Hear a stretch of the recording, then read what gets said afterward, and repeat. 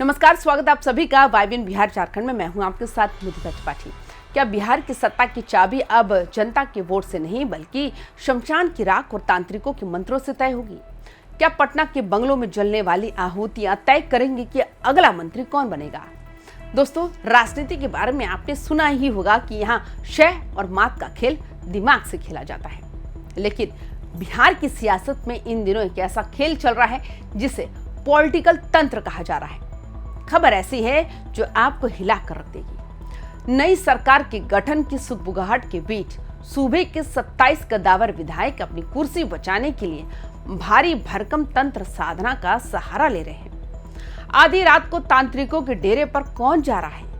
कौन से वो 12 मंत्री हैं जो अपनी ग्रह बाधा कटवाने के लिए अनुष्ठान करा रहे हैं? आज हम राजनीति के उस अंधेरे और रहस्यमय कमरे का दरवाजा खोलेंगे जहां फाइलें बाद में पहुंचती हैं, पहले तांत्रिकों का आशीर्वाद पहुंचता है। सूत्रों और हमारी इन्वेस्टिगेशन में जो बातें सामने आई वो चौंकाने वाली है। इन 27 चेहरों में कोई साधारण विधायक नहीं बल्कि मौजूदा सरकार के डिप्टी सीएम और 12 से ज्यादा कद्दावर मंत्री भी शामिल बताए जा रहे हैं। नवरात्रि के 9 दिनों तक कई दिग्गज नेताओं की सरकारी आवासों पर बाहरी लोगों का प्रवेश बंद था। क्यों? क्योंकि अंदर गुप्त रूप से तंत्र साधना चल रही थी। मकसद सिर्फ एक, नई सरकार में मलाईदार विभाग मिल जाए या फिर पुरानी कुर्सी सुरक्षित रह जाए। तांत्रिकों के माध्यम से राजयोग जगाने और शत्रु बाधा यानी अपने ही दल के विरोधियों को रास्ते से हटाने के लिए विशेष आहुतियां दी जा रही है। सवाल यह है कि क्या इन नेताओं को अपनी मेहनत पर भरोसा नहीं जो इन्हें तंत्र का सहारा लेना पड़ रहा है? अब बात करते हैं उस टाइमिंग की जिसे सुनकर आपके रोंगटे खड़े हो जाएंगे। सूत्रों का दावा है कि इन 27 विधायकों के बंगलों पर यह साधना दिन के उजाले में नहीं बल्कि रात के उस पहर में होती है जब पूरी दुनिया सो रही होती है।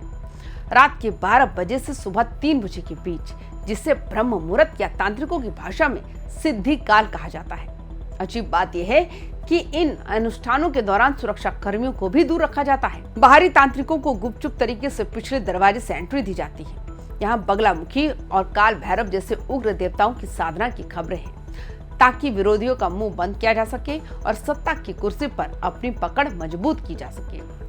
क्या ये महज अंधविश्वास या सत्ता खोने का वो खौफ जो एक ताकतवर विधायक को आधी रात को मंत्रोच्चार करने पर मजबूर कर देता है?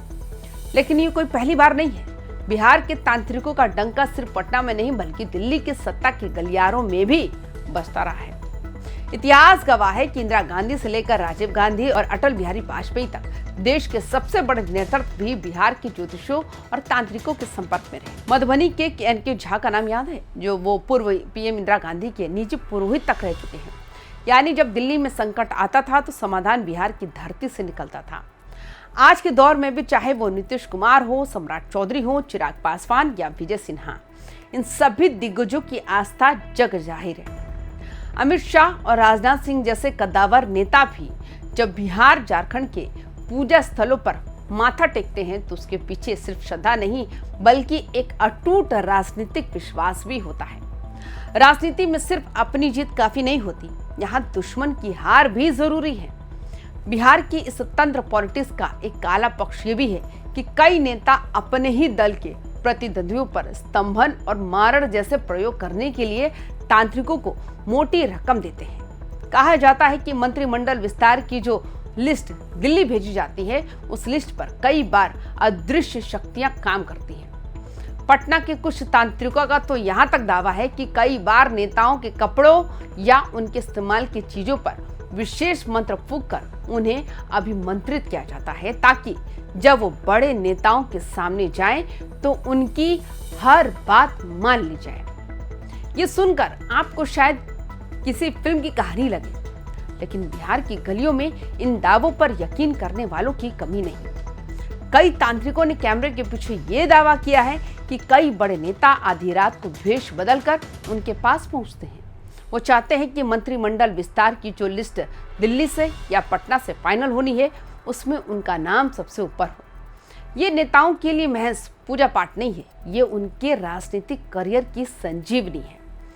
शत्रु का नाश, राजयोग की प्राप्ति और विरोधियों का मुंह बंद करना, इन 3 चीजों के लिए बिहार की राजनीति में करोड़ों रुपए पानी की तरफ बहाए जा रहे हैं। क्या ये आस्था है या फिर सत्ता छीन जाने का वो डर जो एक ताकतवर नेता को भी तांत्रिक के सामने घुटने टेकने पर मजबूर कर देता है?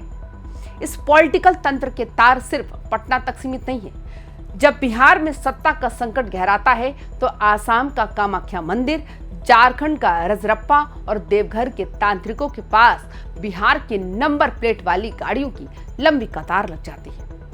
नेताओं का ये पॉलिटिकल टूरिज्म सिर्फ दर्शन के लिए नहीं होता, वहां के सिद्ध तांत्रिकों से विशेष कवच और यंत्र बनवाए जाते हैं। मधुबनी के उन विद्वानों का जिक्र आज भी होता है जो एक इशारे पर दिल्ली की गद्दी हिलाने का दम रखते थे। आज के डिजिटल दौर में जहां हम AI और आधुनिकता की बातें करते हैं, वहीं बिहार की राजनीति का एक हिस्सा आज भी इन रहस्यमयी शक्तियों के भरोसे अपनी तकदीर लिख रहा है। अब सबसे बड़ा सवाल ये होता है कि क्या हम 21वीं सदी के लोकतंत्र में जी रहे हैं? एक तरफ जनता धूप में घंटों खड़े होकर वोट देती है ताकि उनका प्रतिनिधि उनकी समस्याओं का समाधान करे, लेकिन जीतने के बाद वो प्रतिनिधि जनता के पास जाने के बजाय तांत्रिकों के चरणों में बैठा नजर आता है। क्या मंत्री पद की योग्यता काम से तय होगी या अनुष्ठान से? क्या बिहार का विकास फाइलों से होगा या हवन कुंड की आहुतियों से? इन 27 विधायकों की ये गुप्त साधना अगर सच है तो ये हमारे लोकतंत्र पर एक बड़ा प्रश्न चिन्ह लगाती है। क्या सत्ता की भूख इतनी बड़ी हो गई है कि इंसान तर्क और विज्ञान को छोड़कर अंधेरे कमरों के मंत्रों पर यकीन करने लगा है? तो दोस्तों, क्या आपको लगता है कि तंत्र मंत्र के दम पर कोई मंत्री बन सकता है या फिर ये सब सिर्फ मन का वहम है? बिहार की इस नई सरकार के गठन में तांत्रिकों का कितना हाथ होगा, ये तो आने वाला वक्त बताएगा। लेकिन इन दावों ने बिहार की राजनीति में एक नई बहस छेड़ दी है। अपनी राय कमेंट बॉक्स में जरूर दें। क्या राजनीति में इस तरह के अनुष्ठान सही है? आपकी आवाज ही बिहार का असली लोकतंत्र तय करेगी। वीडियो पसंद आए हो तो लाइक करें और वीडियो को शेयर ज्यादा से ज्यादा करें और YBN बिहार को सब्सक्राइब करना ना भूलें। नमस्कार।